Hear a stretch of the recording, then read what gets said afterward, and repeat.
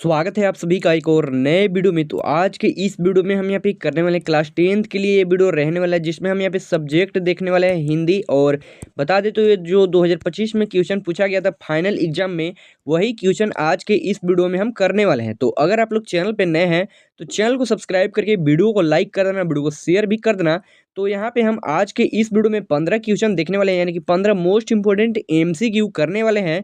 तो आप लोग ध्यान पूर्वक देखना, तभी आपका अच्छा से अच्छा स्कोर अचीव हो पाएगा इस बार 2026 के फाइनल एग्जाम में। तो शुरुआत करते हैं हम यहाँ पे, जो कि है खंड ए से।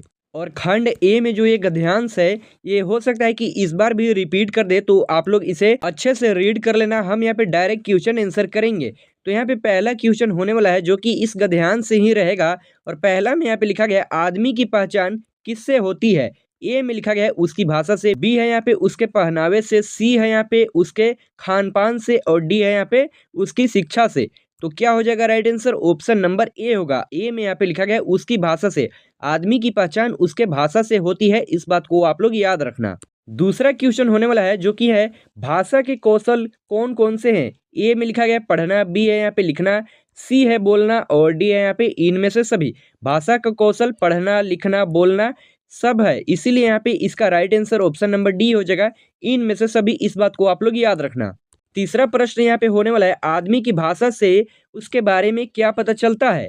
ए में यहाँ पे लिखा गया है वह कितना पढ़ा लिखा है, बी है यहाँ पे वह कितना समृद्ध है, सी है यहाँ पे उसके संस्कार कैसे हैं, और डी है यहाँ पे जो कि है वह कितना चतुर है। आदमी की भाषा से उसके बारे में हमें क्या पता चलता है, उसके संस्कार कैसे हैं। तो यहाँ पे हो जाएगा ऑप्शन नंबर सी, जो कि यहाँ पे लिखा गया है उसके संस्कार कैसे हैं। इस बात को आप लोग याद रखना है। PYQ गद्यांश है यहाँ पे, तो हो सकता है कि इस बार भी दे दे, या तो हो सकता है कि इसमें से जो क्वेश्चन आपको कराया जा रहा है सेम टू सेम आपको वही क्वेश्चन दे दे। तो मिस नहीं करना है, सभी क्वेश्चन को अच्छे से देखना है। तो यहाँ पे चौथा क्वेश्चन है, जो कि है कौन से दो कारक हैं जो भाषा को सही आकार देते हैं। ए में लिखा गया शिक्षा और परिवार, बी है यहाँ पे देश और समाज, सी है यहाँ पे सोचना और महसूस करना, और डी यहाँ पे लास्ट होने वाला है, जो कि है दर्द और मुस्कान।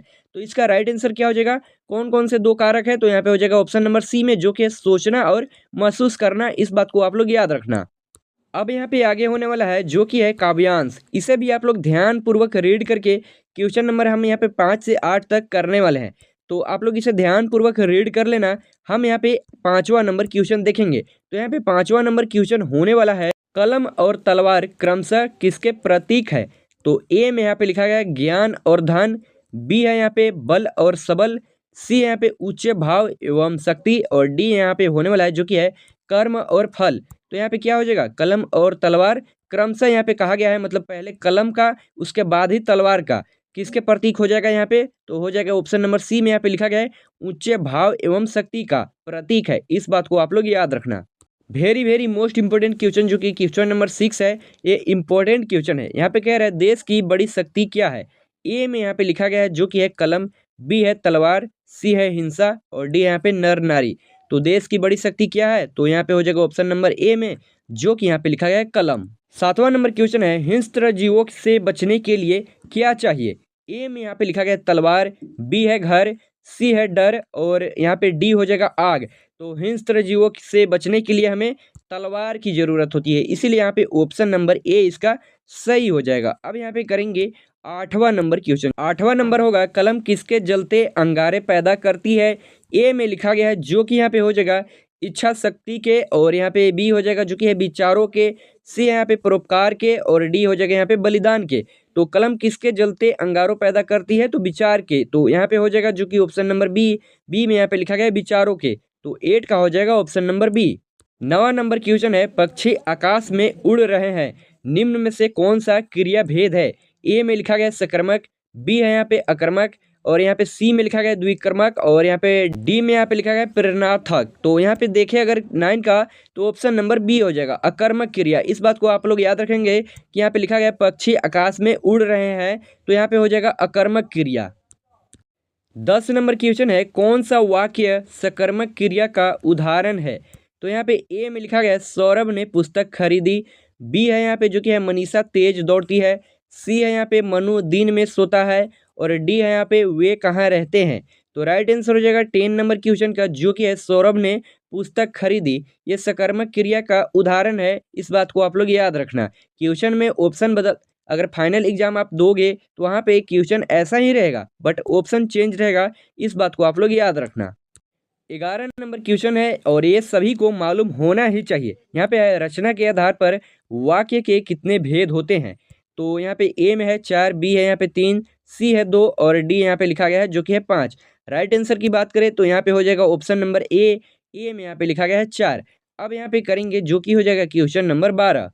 तो 12 में यहाँ पे होगा मेरी इच्छा है कि मैं सबकी सेवा करूं, यह कौन सा वाक्य है। अगर दो वाक्य मिलकर एक वाक्य बनाए तो वो मिश्र वाक्य होता है। इस बात को आप लोग याद रखना। तो यहाँ पे क्या हो जाएगा, ऑप्शन नंबर ए में लिखा गया सरल, बी है संयुक्त, सी यहाँ पे लिखा गया मिश्र और डी में यहाँ पे लिखा गया उपवाक्य। तो यहाँ पे जैसे ही हमने यहाँ पे देखा कि मेरी इच्छा है कि मैं सबकी सेवा करूं, तो ये दो वाक्य मिलकर एक वाक्य बना रहा है। तो यहाँ पे क्या हो जाएगा, मिश्र वाक्य हो जाएगा। ऑप्शन नंबर सी इसका सही हो जाएगा 12 नंबर क्वेश्चन का। 13 नंबर जो क्वेश्चन है वो पढ़ने पे ही आपको आंसर मालूम चल जाएगा। यदि तुम परीक्षा में सफल होना चाहते हो तो परिश्रम करो। अगर आप अच्छे से पढ़ेंगे क्वेश्चन को तभी आपको आंसर मालूम चल जाएगा कि 13 का क्या हो जाएगा। तो यहाँ पे कह रहा है सही अव्यय पद को चुने।